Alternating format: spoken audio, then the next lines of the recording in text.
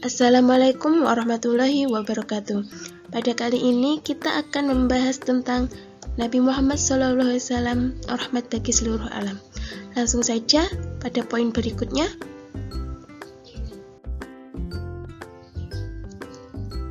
Poin ke-7 tentang akhlak mulia Rasulullah SAW. Pada bab ini kita akan membahas bagaimana Rasulullah SAW memiliki akhlak yang sempurna, baik dalam pergaulan, ibadah, maupun dalam interaksi dengan umatnya. Beliau adalah teladan bagi seluruh manusia dan dalam kelembutan, kesabaran, kejujuran, dan kebaikan hati. Langsung saja kita ada beberapa poin. Poin yang pertama yaitu akhlak Nabi sebagai contoh utama bagi umat Islam. Yang pertama yaitu mendorong memiliki sopan santun, yaitu Nabi mendorong umatnya untuk bersikap santun dalam kehidupan sehari-hari. Kemudian yang kedua yaitu banyak orang yang masuk Islam karena akhlaknya, yang artinya yaitu akhlak Nabi menjadi daya tarik utama bagi non-muslim untuk masuk Islam. Yang kedua yaitu akhlak dalam kehidupan muslim. Akhlak sebagai kebutuhan sosial, yang artinya akhlak berperan dalam menjaga keharmonisan sosial masyarakat seorang muslim. Yang kedua yaitu akhlak sebagai ibadah utama, yang berarti akhlak baik sebagai bentuk ibadah kepada Allah Subhanahu wa Ta'ala. Dan poin terakhir yaitu akhlak sebagai cara memperoleh pahala besar, yang artinya orang yang berakhlak baik mendapatkan pahala yang besar. Selanjutnya adalah akhlak dalam berdakwah. Akhlak dalam berdakwah terdapat 3 poin penting, yaitu pendakwah harus berakhlak baik agar dakwahnya diterima. Dengan begitu, dakwah tanpa akhlak baik akan sulit diterima oleh khalayak umum. Yang kedua yaitu akhlak baik menjadikan seseorang dicintai semua orang, yang artinya akhlak baik membawa cinta dan penghormatan kepada orang tersebut. Dan yang terakhir yaitu dampak buruk jika pendakwah tidak memiliki akhlak baik, yang artinya dakwah tanpa akhlak baik akan sulit diterima oleh orang-orang, oleh masyarakat, oleh kelompok sosial.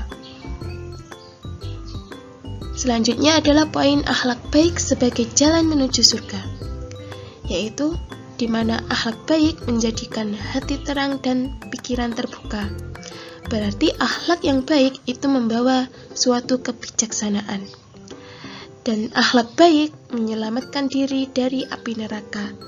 Dengan artian, akhlak baik dapat menghindarkan seseorang dari keburukan dan dosa.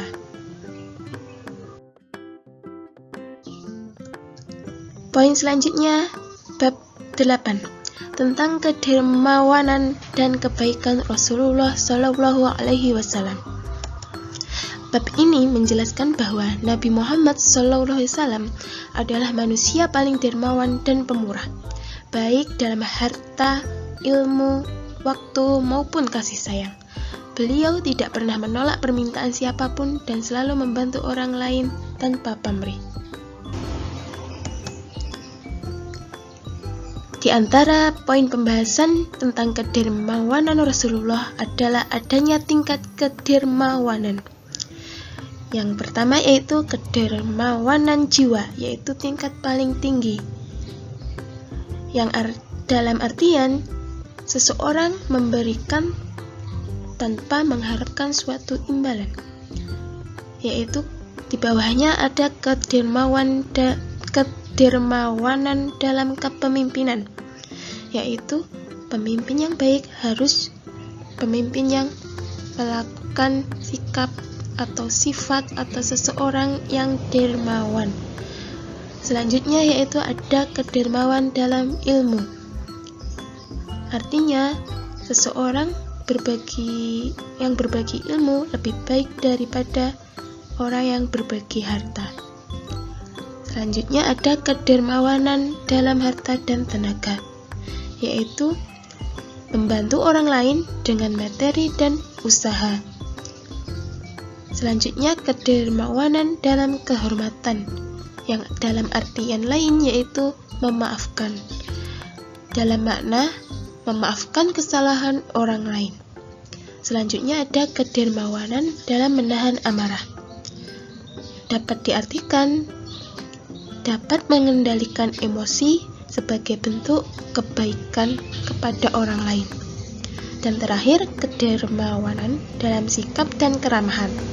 Ini menunjukkan bahwa seseorang memiliki wajah ceria dan bersikap ramah ke semua orang yang bertemu dengannya. Selanjutnya ada poin contoh kedermawanan Nabi. Yang pertama yaitu Nabi memberi kambing di antara dua gunung, yang dalam artian lain Nabi memberi kambing dalam jumlah yang besar. Artinya Nabi memberi tanpa ragu dan takut miskin. Selanjutnya yaitu Nabi memberikan 100 ekor unta kepada Sofwan bin Umayyah. Hal ini merupakan bukti kebaikan Nabi menarik hati manusia. Kemudian Nabi memberi kepada wanita musyrik sesuatu pertolongan hingga ia masuk Islam. Kebaikan Nabi ini dapat membawa hidayah kepada wanita tersebut untuk masuk Islam. Dan yang terakhir yaitu sering memberi untuk menarik hati manusia ke Islam. Nabi sering memberi untuk menarik hati manusia ke Islam. Ini merupakan salah satu strategi dakwah Nabi melalui kedermawanan.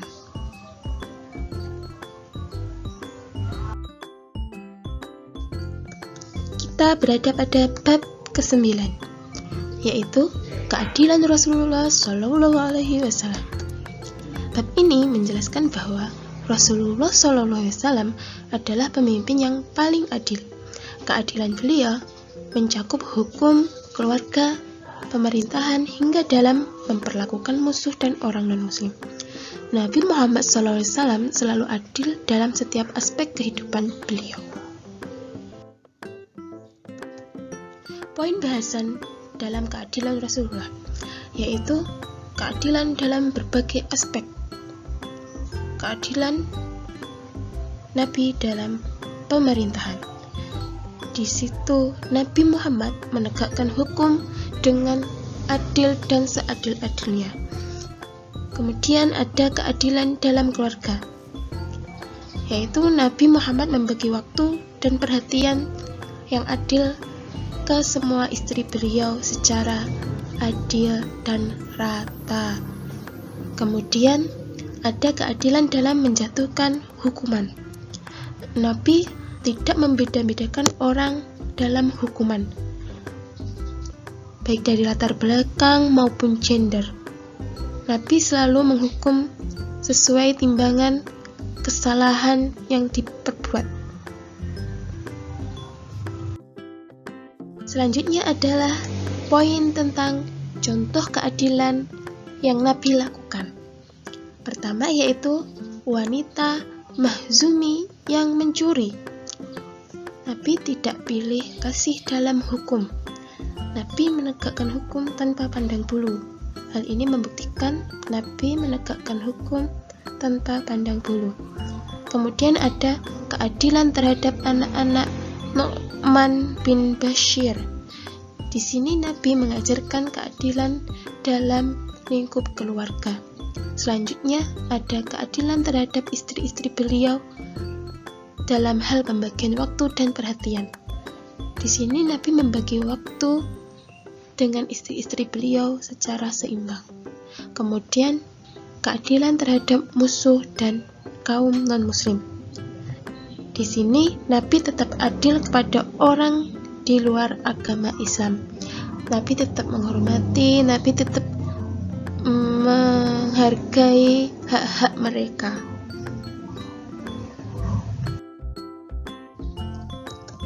Ada juga poin tentang keadilan Nabi sebagai perintah dari Allah Subhanahu wa Ta'ala, yaitu keadilan yang merupakan ajaran utama dalam Islam. Maka Nabi mencontohkan umatnya di mana bersikap adil. Bagaimana bersikap adil? Di sini kita sudah berada di akhir pembahasan. Demikian pembahasan kita tentang Nabi Muhammad SAW sebagai rahmatan lil alamin, yaitu rahmat bagi seluruh alam. Apabila ada banyak kurangnya, mohon maaf yang sebesar-besarnya. Wabillahi taufik wal hidayah. Assalamualaikum warahmatullahi wabarakatuh. Terima kasih yang sebesar-besarnya.